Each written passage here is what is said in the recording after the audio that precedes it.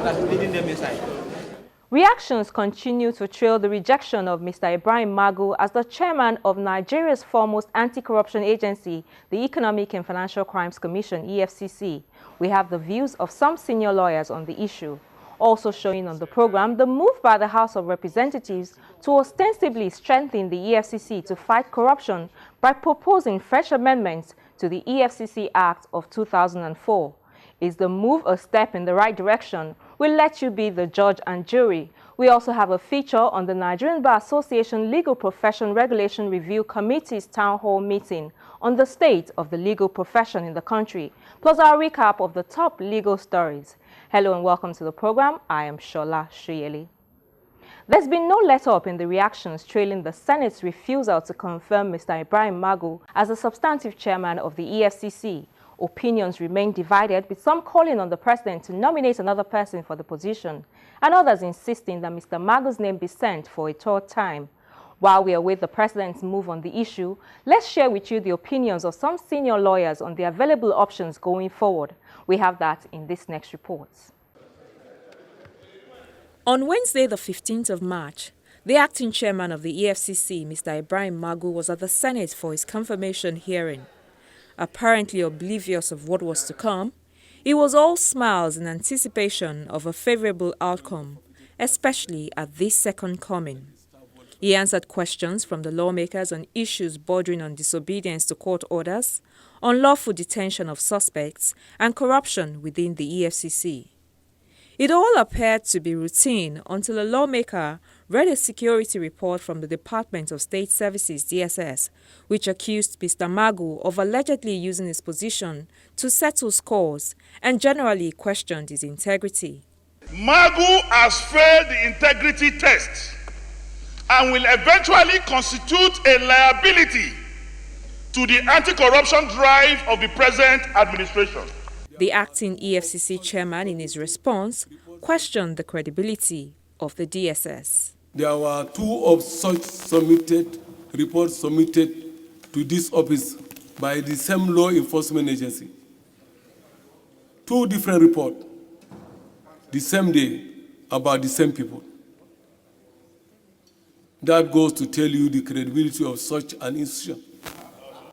Predictably, reactions have not stopped trailing this exchange and the rejection of Mr. Magu by the Senate.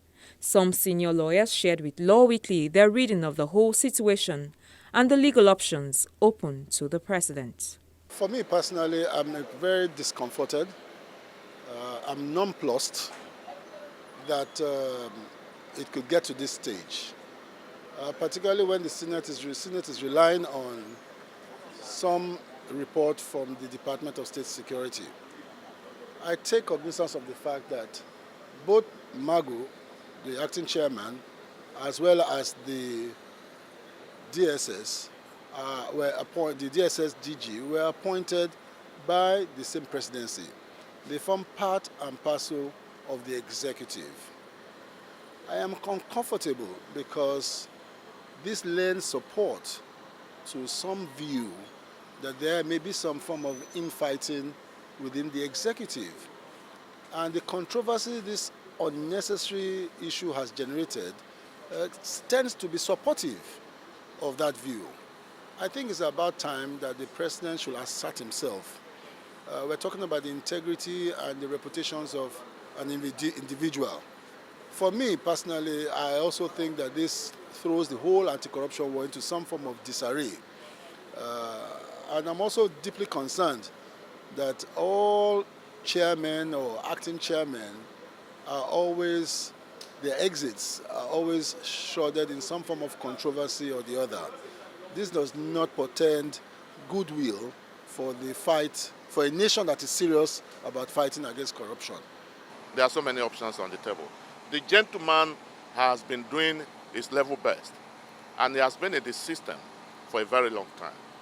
I believe he has the necessary experience and he has the will and determination to achieve. I think this must be allowed to play out.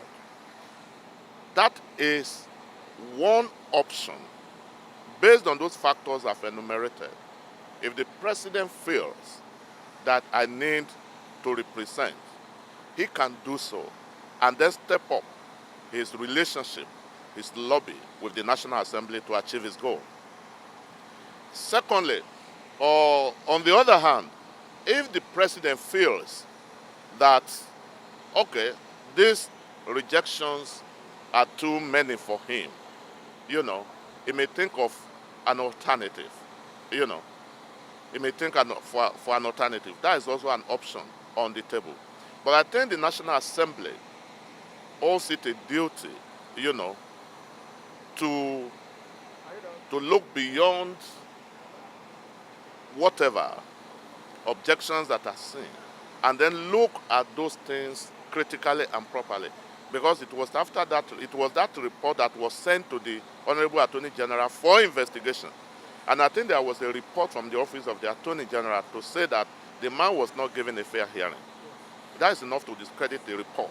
If it is the same report that they are still relying on, I have my reservation. I don't think that's right. Can he remain as acting chairman? It's a tenured appointment. It's a tenured appointment constitutionally. So for now, he can only act. Then there are a number of factors. Mind you, what the law says is the occupier of that office must be equivalent of the rank of an ACP, right? Or in like agencies of the army, the military, or the navy, or retired person holding that rank. If that is the case, if he still remains as an ACP, meaning he's still in the police force, but because it's a tenure thing, he cannot continue to act indefinitely.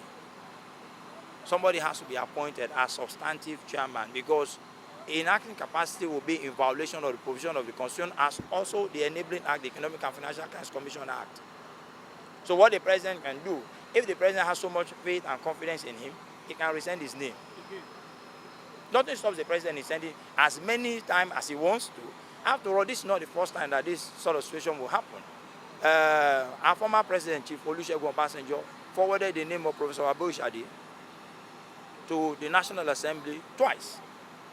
After the first rejection, he forwarded it again, and eventually it was confirmed. But in this wise, what I have seen here is because of the interplay of forces and the refusal of the DSS to retract or withdraw or retrieve the report indicting Magu, it might be difficult to confirm him.